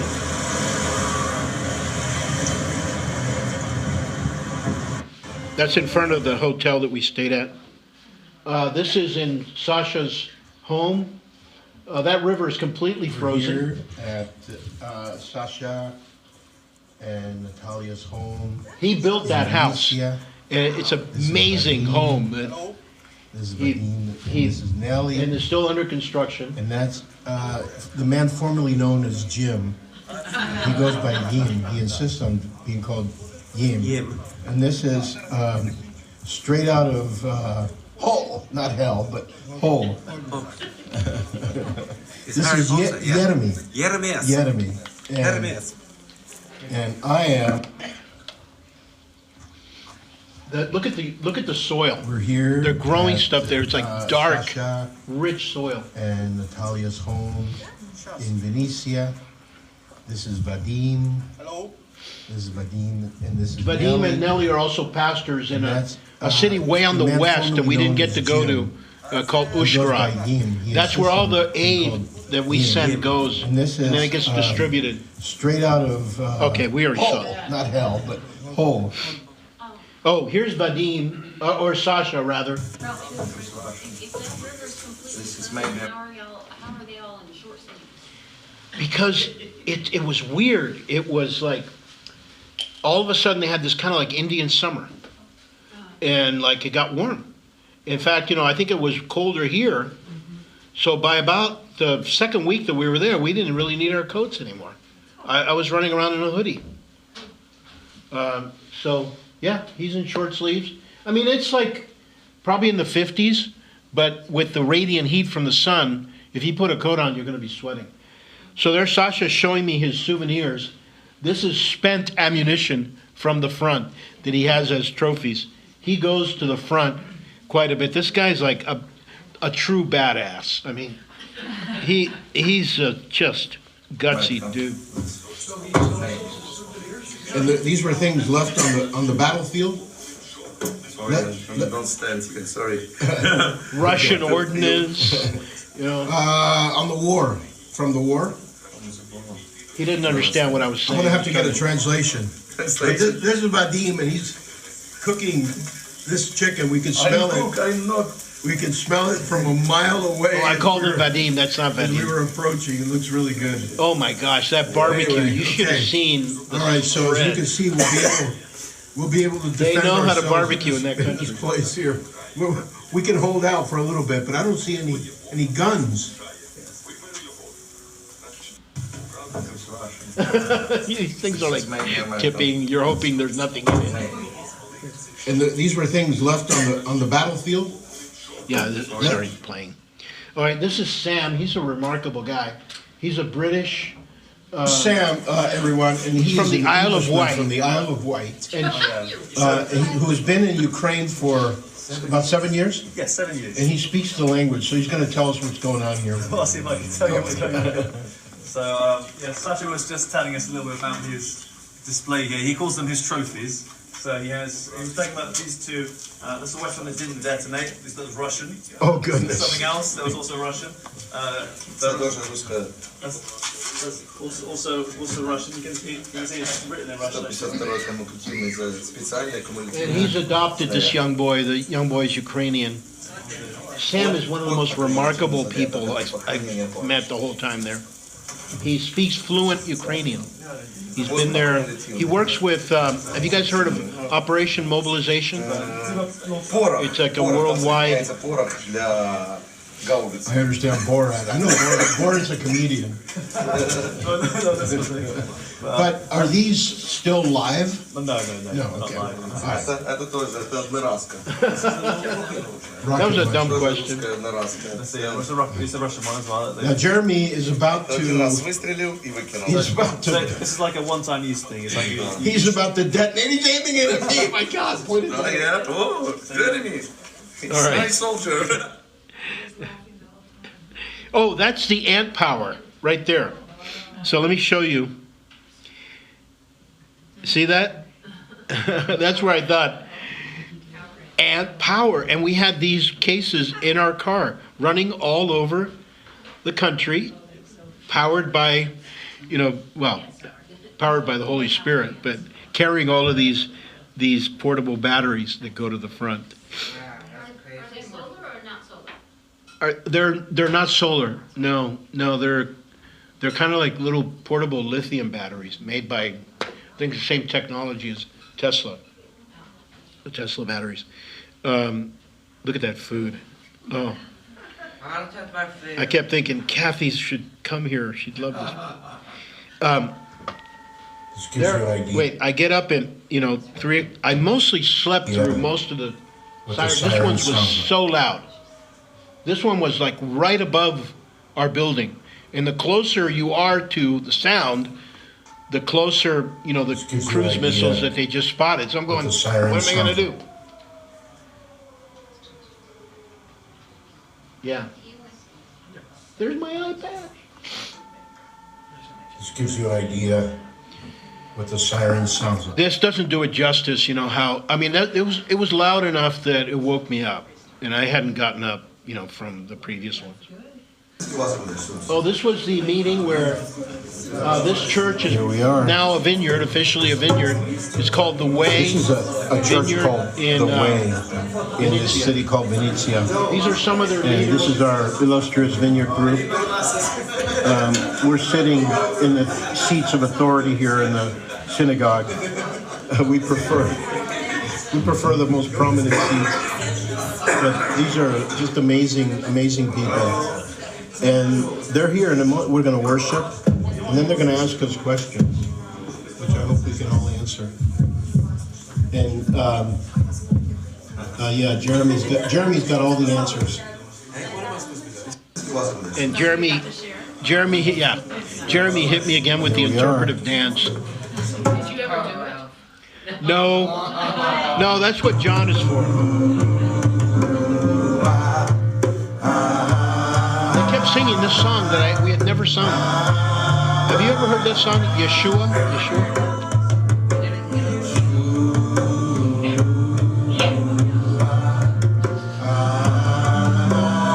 Very simple chorus, beautiful. We toured this museum that was a place where right outside of Venezia, where the German army, the Nazis, had established this huge. It was like their forward operations when they went to invade Russia. They went through Ukraine.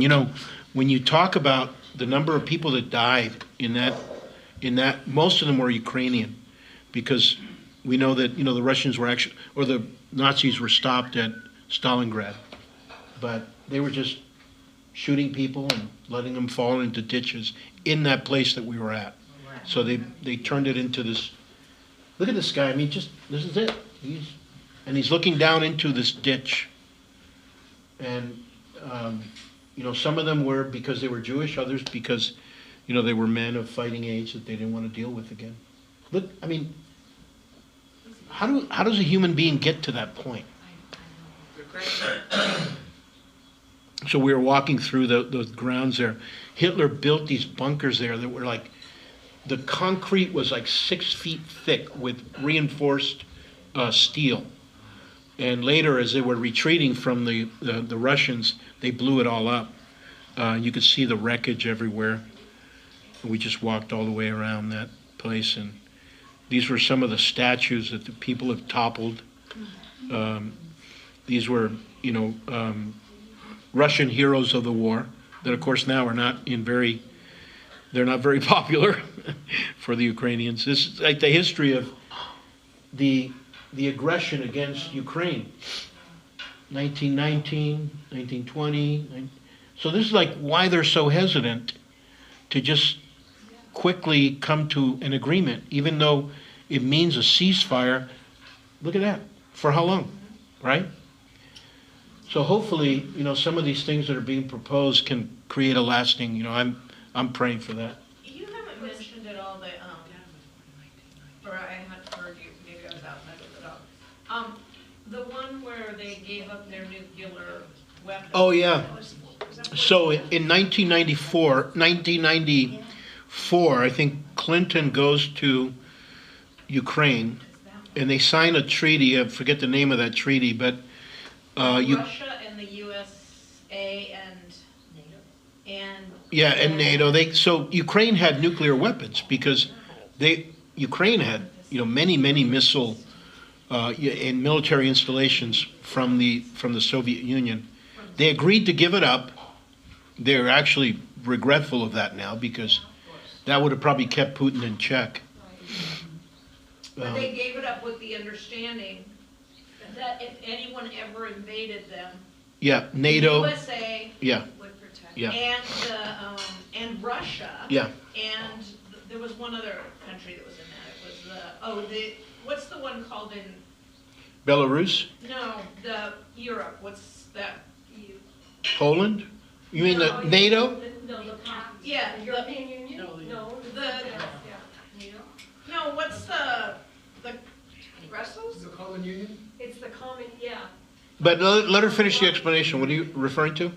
Anyway, it was those three countries that signed Yeah. a pact Yeah. that if anything ever happened and the Ukraine was invaded, They would step in. Ukraine was Yeah. invaded, they would step in and NATO would step in. Yeah, and it hasn't happened. So what's going on? So why Well, I mean, aren't we stepping in? we have indirectly through providing them weapons. France recently, by the way, this last week, France has now an AWAC flying over the border, and some of their jets are helping patrol and shoot down cruise missiles.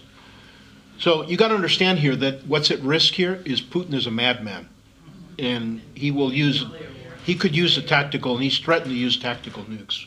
So it's like walking on eggshells. Well, you can, given this, you know, the context of this history, you can see why Ukraine wants to be a part of NATO because, you know, Yeah. that's another force of people that just says, I'm not alone. Yeah. And there's a lot of people on my side that will help us. And so Yeah. that would, you know, certainly be a threat to Russia. And they feel That's more why, connected, you know, obviously with Europe. Europe and than they do with, Yep. Yeah, so that more, I forget where this was. Oh, yeah, A this, lot of the people are younger. Were there a lot of people that were, let's say, of a certain age like us? Yeah, they were. But there seems to be like a whole generation missing. We're the older people. Yeah. You're right, because they weren't at war. They're not gone. They're not at war. Do you think they were just, do you think they A lot of them, you know, they grew up under the Soviet kind of atheistic system, and so maybe they don't have roots. And these kids are just more open, more. That's a good question that I can. But you saw them in the streets. I mean, in other words. Oh, yeah. Okay. Yeah, no, there's lots of older, We didn't see any in too many pictures. lots of older people. Yeah. So that's at the last church that we were at, on the day that they were installed as a vineyard. So this is like where I took a Dodger hat, because the pastor, Sasha, has been seen running around in New York Yankees caps. And I took a Dodger hat. I don't know if we have a picture of that. Yeah, there it is. And Jim is also a diehard Dodger fan. So we initially installed him as an official Dodger fan, never again to wear a Yankee cap. Is this an international treaty right here? What's that? Is that a treaty, an international treaty to always wear Dodger? Yeah. That's I got to share at that church at the end, and some people thought that I had Zelensky next to me. That's what it looks like. Doesn't it? Yeah. And they're both wearing black. Yeah, my brother-in-law in UK said, "Oh my God, Ralph, I thought that was Zelensky." That's the next. Yeah.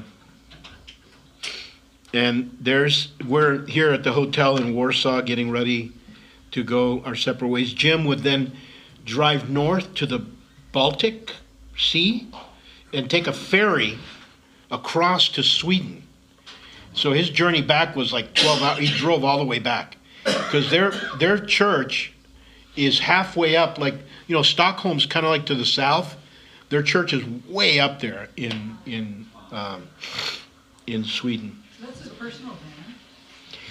It's a ministry van. Oh, okay. Yeah, it's a ministry Your van. team was just three pastors. There were three of us.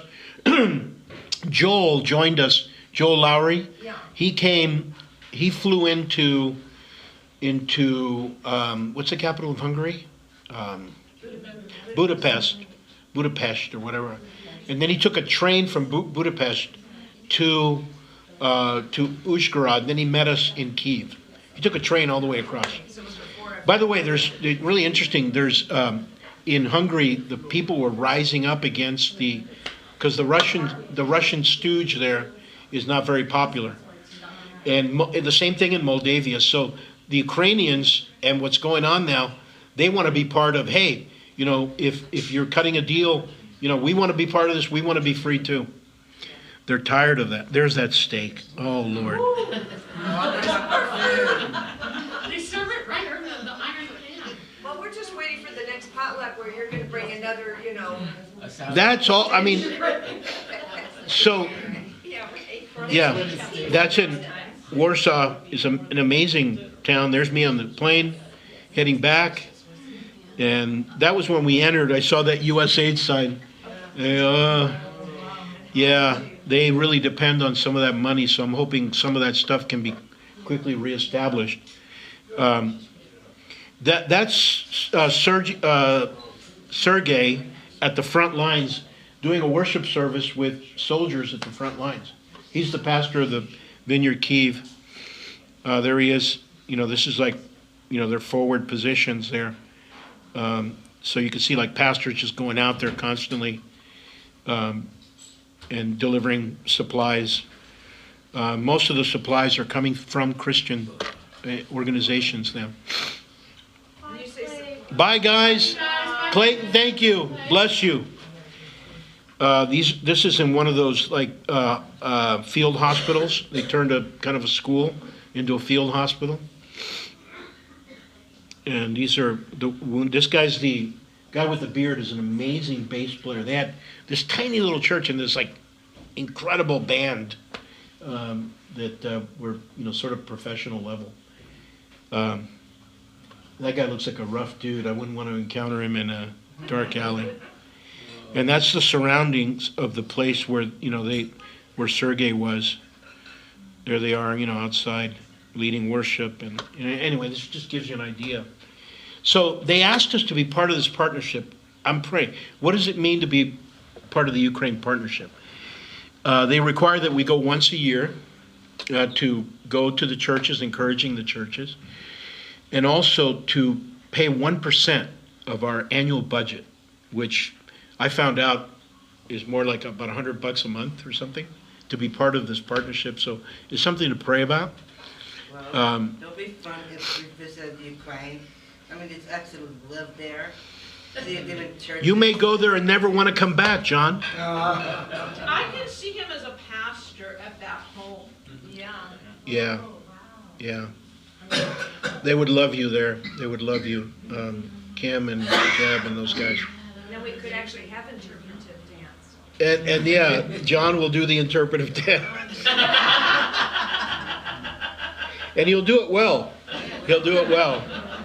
So, you know, we'll see how this goes, but it's just utterly life-changing, you know, to be among people like that are so filled with faith and hope. And so we're praying about this.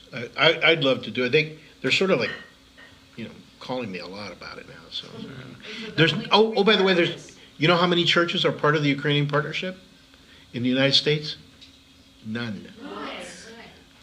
Well, for the obvious reason, I asked Joel. I said, Joel, he goes, yeah, you call pastors, and they go, yeah.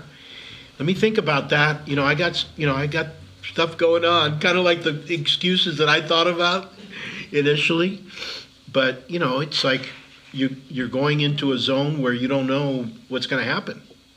So it's visiting that's probably the threatening part. Yeah, I mean, you're probably safer there, you know, probability-wise, than walking around some of the rougher areas of our own Los Angeles. In some ways, I mean, but the bombs are bombs, and you don't know how many of those cruise missiles are coming, and whether the hotel you're staying at, a hotel, my kids were freaking out because on one of the last days that I was there, a hotel was hit, and aid workers, and that's how we came under that, you know, that status. Aid workers were killed. They were reporting 4 aid workers, and my daughter's like watching the news, and she's you know, watching people, like an older guy being taken out in a stretcher, and she, is that my dad? Is that my dad? And then Kathy sends me a text going, please, you know, keep me posted on, you know, if you're okay, and because, you know, the days will go by and you forget, you know, that there's people thinking about you. And you're in a different time zone. Yeah, yeah. But I tell you, I didn't feel like I was being this big courageous hero compared to like what some of these pastors are doing. It's unbelievable. That said, when I go back there, I would love to go with Sasha and pray for people, you know, closer up to the front line. I would do that. Absolutely. I know you would. Okay, Mom, did you hear that? Yeah, you get that ticket ready. Yeah, my round trip ticket cost $580, and this church, you know, covered most of the expenses, if not all of them. The total amount that I spent, the hotels are very inexpensive, even the high-end ones. Typically like $70 for a 3-star hotel. Meals are cheap. In Kyiv, we stayed at this huge house that was owned by, at one point, by Tommy Tenney's ministry. Remember the God Chasers guy? God Chasers, Tommy Tenney? We stayed in this beautiful house, and I don't think, I just dropped coffee. I don't think we paid for that. I don't know how we got that, but we just stayed there. And we were there for like 3 nights. Maybe I can move to send you, Pastor. Say, here am I, send me, I'm ready. You're a dangerous man, John. You know, you keep talking like that, we may have a team go out there. Who knows? So, yeah, I'm thinking of going back in the fall. There's a conference in Barcelona with the Vineyards, Europe Vineyards, and then some of the pastors there are going to go into that western center there called Ushgorod, where there's this guy that has this amazing ministry. He's set up this huge warehouse, and it's a central gathering place for supplies to go out to the rest of the country. So, but maybe by then things will be very different. We pray for good things to happen. Anyway, that's all I got. Thank you. By the way, the pastors here, you know how we got Good Friday coming up and Easter. Pastor Richard called me 2 days ago. We were supposed to meet at 1 o'clock. I told him we were going to be doing this meeting. The two other pastors, you know, there's a total of how many churches here? Like 4 of us, right? They wanted. Remember how we got together and we did that? What was the occasion for that? It was just a get together, I mean, the all church. Yeah, Lunch. all church. Yeah, I don't think there was. they want to do that for Good Friday. And, you know, I told them, maybe we normally do this thing, but they kind of want us to join them. I would be okay with that. So it would all take place next door, and I'll find out more. I think they probably hammered out the details. Are you guys all okay with that? We've done that before. We did that before. Are you saying John? Yeah, that's right. We did it in 2021. And we did the 7 Words of the Cross with them. That's right. That was the last, Pastor Good's last year in ministry. Yeah.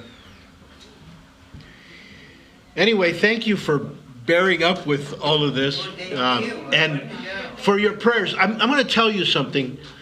Being of a certain age, Here we go.